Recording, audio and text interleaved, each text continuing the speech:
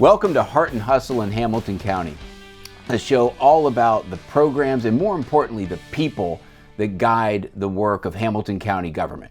I'm your host, Jeff Aludo, County Administrator, and here with me today is, and I am super excited about this episode. We kind of teased it in our last episode. We have Tony Staubach, who is the Food Diversion Specialist here at Resource Hamilton County, which for some of you wonkier folks out there might remember as the Solid Waste Management District for Hamilton County. So the Solid Waste Management District, as we heard in our last episode when we had Michelle Baltz on, is all about finding ways to reduce, reuse, and recycle here in Hamilton County and planning for our solid waste infrastructure here in the county. So today we're privileged to have Tony here with us today.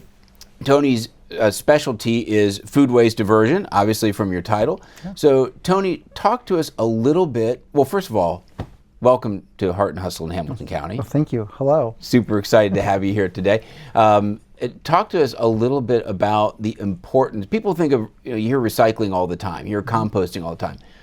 Talk to us specifically about the importance of reducing food waste. Yeah, so wasted food is the number one item that winds up in the landfill. It's something that kind of flies under the radar for a lot of us. We don't think about food as waste because we do a lot of shopping, we buy a lot of consumer goods, we look at what's in the trash, we often see all the plastic and we think, oh, that's a lot. But food goes in the trash for many people and it is very heavy. And so it winds up being one of the largest or most prolific items that wind up in the landfill. And so it's important, not just because it is one of the most, the heaviest item that goes in the landfill or goes in the trash, it's because that what happens downstream. It produces a lot of methane. That methane is not great for our air. It's not good for our environment. And then what happened to that food, before it got to your home? There was a ton of resources, a ton of energy that went into manufacturing it. There's also a lot of people who are hungry that weren't able to access the food that you bought to throw away. So we really want to bring awareness to the fact that food is a valuable resource, that food is something that should be appreciated and loved, and that we need to develop a management plan in our own lives so that that food doesn't wind up in the landfill, winds up in our bellies or in the bellies of someone we love. Yeah, and we didn't go over these questions beforehand because that's not what we do here on Heart and Hustle in Hamilton County. But when you think about, we had Michelle on last episode, and with the overall goal of Hamilton County Resource to plan for solid waste diversion and recycling, what percentage of the waste stream does food waste actually make up? Well, here in Hamilton County, we're at about 15%. Nationally, it's a big chunk. It's a big chunk, yeah. It's the largest category. Organics in general is the largest category, so that would include also the yard and garden waste. But across the country, food waste is usually between 20 and 25%. So that is something that we can feel good about, that when we do our studies, when we do our analysis, we're below the national average, but it's still a huge amount of waste. It's around 130,000 tons. And so that is, millions of dollars of wasted food that could have been repurposed or reused or consumed initially by the original purchasers. I mean, that's more than enough to close the hunger gap. That's more than enough to make sure that everybody has enough to eat. And it's a huge cost. A family of four is wasting somewhere between $1,200 and $2,500 a month on food they throw away. Yeah. So we're going to talk about kind of more of the prepared food commercial side of this here in a moment, but talk a little bit, if you will, about, I'm a family of four living in an apartment somewhere in Cincinnati, and I can't even think about how I would go about reducing food waste, composting, that type of thing. What options are available for people who might be space limited, might live in an apartment on the fourth story of a building? There's still things they can do, aren't there? Yeah, well, that's what's really great is the number one line of defense of reducing food waste is a trusty pen and paper and to make a shopping list before you go to the store. So the most important thing you can do to reduce food waste is just basically those basic household economic skills. Look around your kitchen. What do you have? What do you want to make this week? And what do you need to buy? And only buy what you need. You don't need to go out and go to a big box store and fill up your cart with everything that you possibly could want. Just buy what you need. We've all talked about it. I'm fostering a little boy right now, and he loves chicken nuggets. I would be crazy to try to give him a salad. He's a 7-year-old. He's not going to eat a salad, but he needs to eat some vegetables. So I have to be a little realistic, and I have to say, okay, I'll eat a salad. I like the idea of a salad, but I'm going to give him some broccoli. He likes broccoli. I'm very lucky.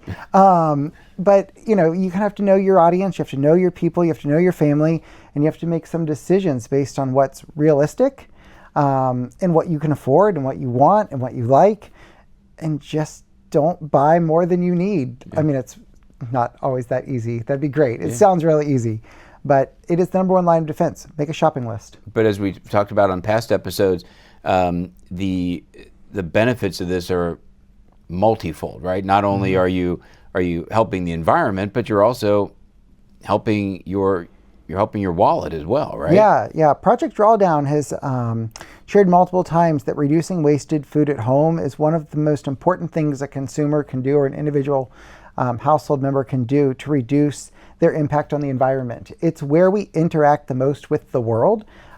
Food is, a requirement of life. We have to eat, but it touches all of our lives every day. It's a part of our being. And so when you look at what takes the most energy to create that we consume, it's food. And so if you're really trying to make an environmental impact, don't put food in the garbage. Yeah. So on that note, let's say I'm a resident in Hamilton County and I happen to have some space either in my house or outside my house or my home where I can actually do some composting.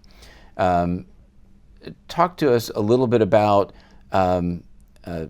things that people should think about when composting food waste. Are there some things that they should make sure that they do, some things that they should stay away from? What are some best practices for composting food waste along with other organics? Yeah, I love composting. I live in a townhouse in, the urban core, and so I don't exactly have a lot of room to compost myself, so I pay for a service through one of our local partners.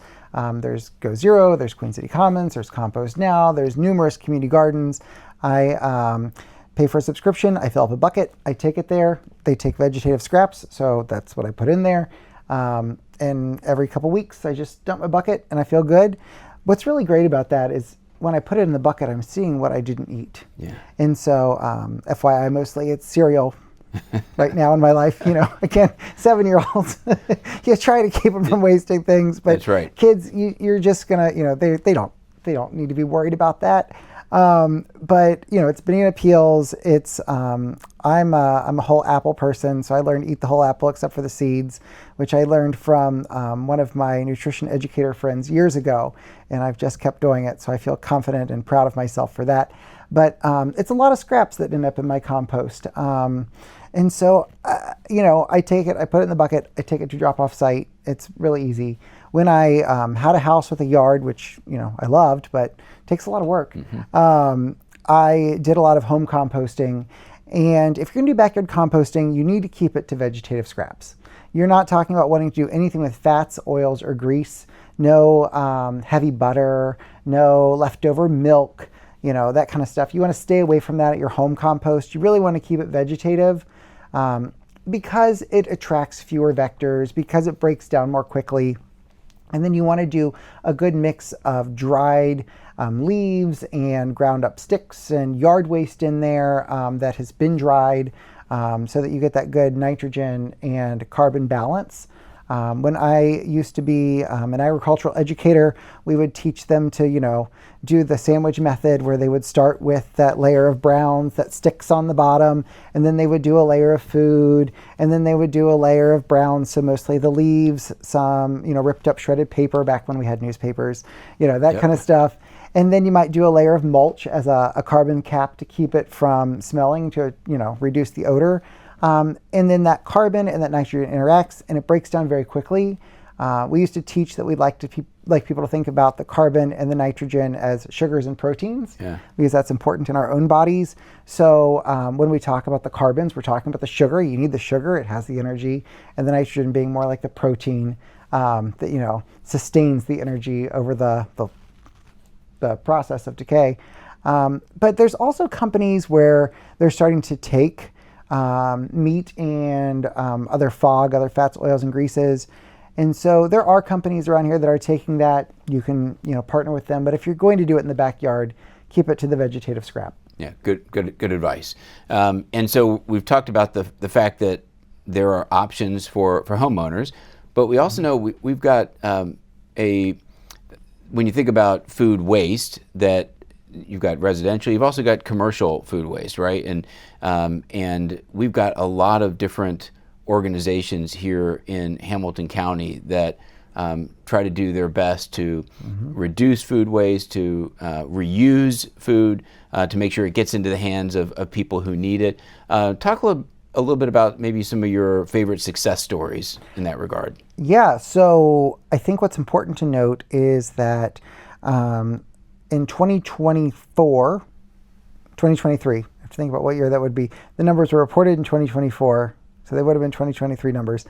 We had 10,000 tons of food scraps that were recovered and rescued to feed hungry people.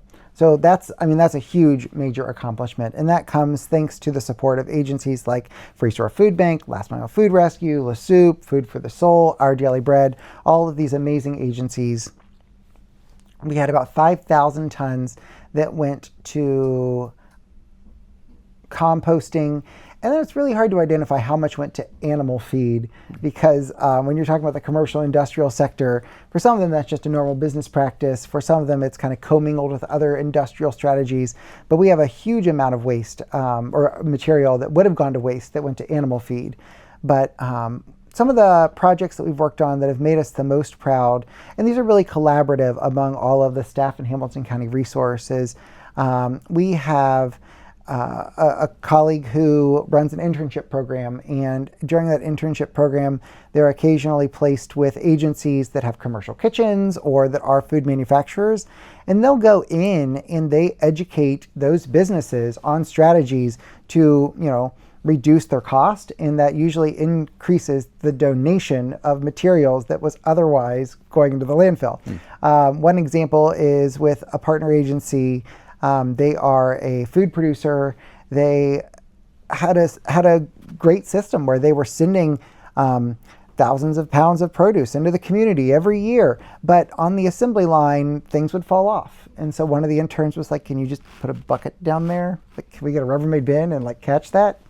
And that wound up being a huge success. I mean, just doubling, tripling the amount of waste, the amount of material that would have gone to waste that's now going into the secondary food system, into pantries and upcycling kitchens.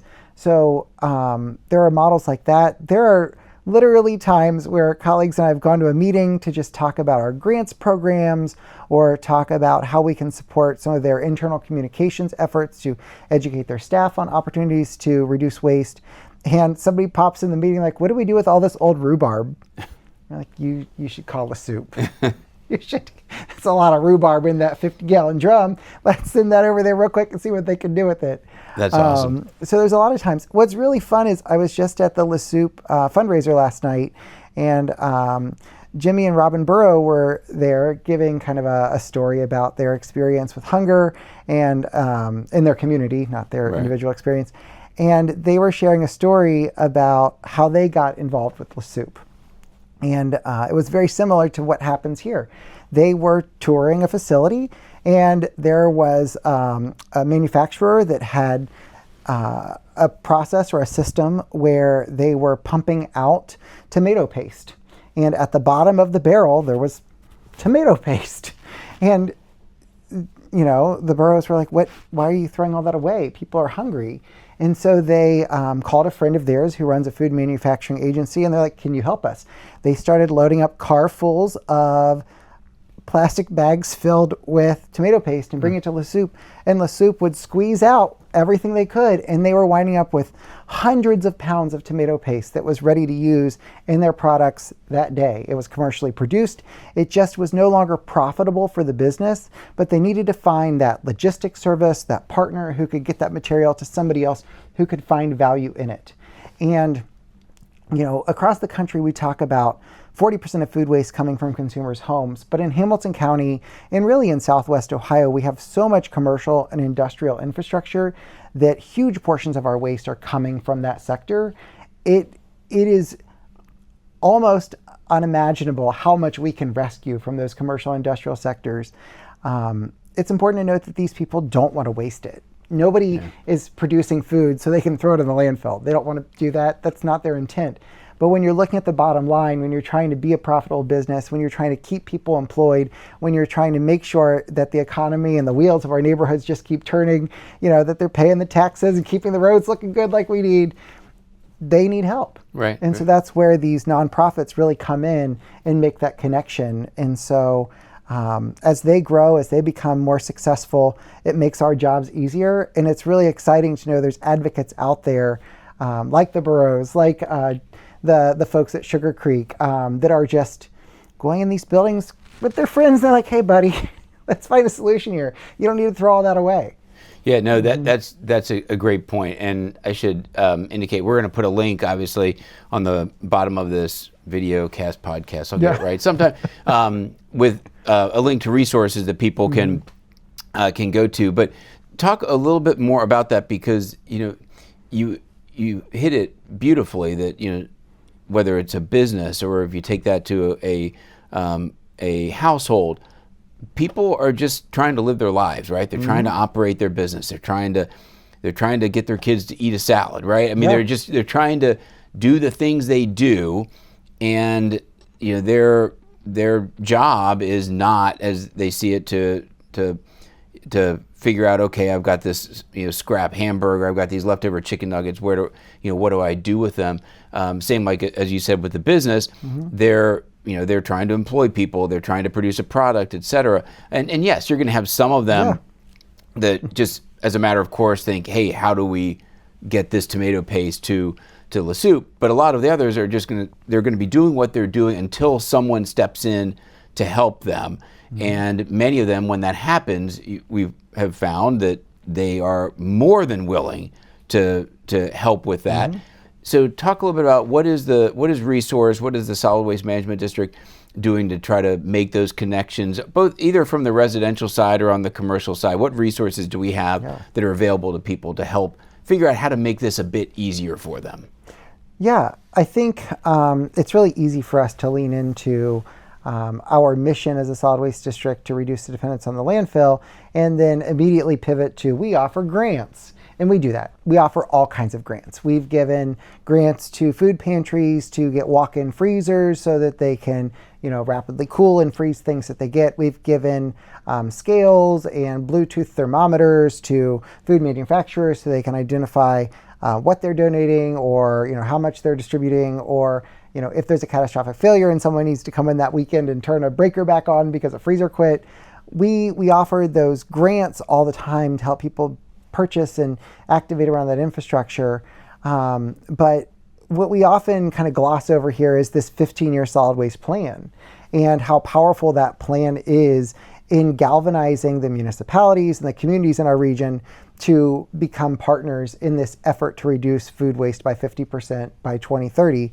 And so, it's in our plan, like I said, to reduce food waste by 50% by 2030, and they've all agreed to it. Everybody, is a part of this plan, and they're all figuring out solutions to this. And so when I first took on this role and we talked about creating a consumer campaign to educate people on reducing wasted food, that's necessary. But getting infrastructure in place in these communities where people live, where businesses exist, is really kind of the next phase of what we need to do to really drive that waste reduction. A lot of that has to do with composting. And so I love, figuring out ways to save the food, to get things to people who need it.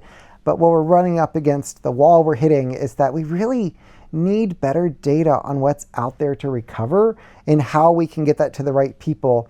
And until we can start source separating that organic material from the waste, it's really hard to actually know in our community how much of our waste could be recovered. I mean, we can do some estimates. You know, if there's 130,000 tons of wasted organics, wasted food going to the landfill every year, and we're talking about a minimum of 30% is possibly recoverable from the commercial and industrial sector, we're talking about something like 27,000 tons of food. Where is it? How do we find it? How do we get it to the right places? Where should the businesses be locating? Where should these upcycling kitchens go?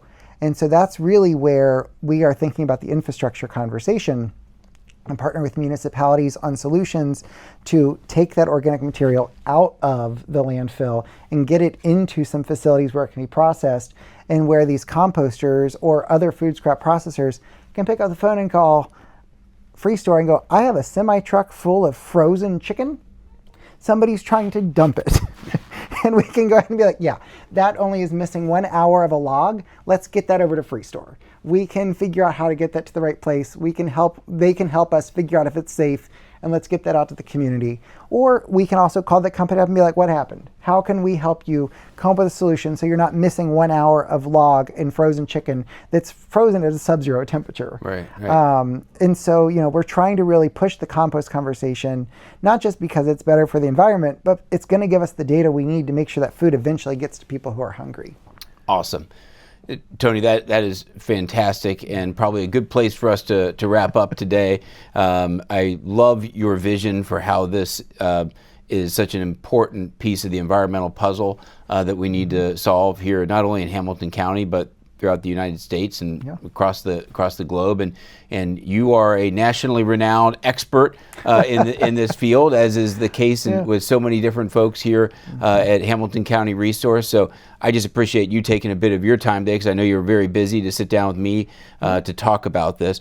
So on behalf of myself and all of Hamilton County, thanks for all the work that you do, and thanks to all the staff here at Resource for the work they do.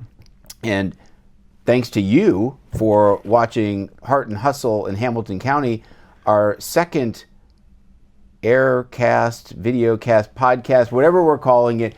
Thanks to you for watching.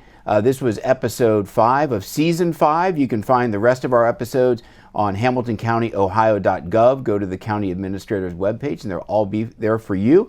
And we will see you next time here on Heart and Hustle. Tony, thanks so much. Appreciate it.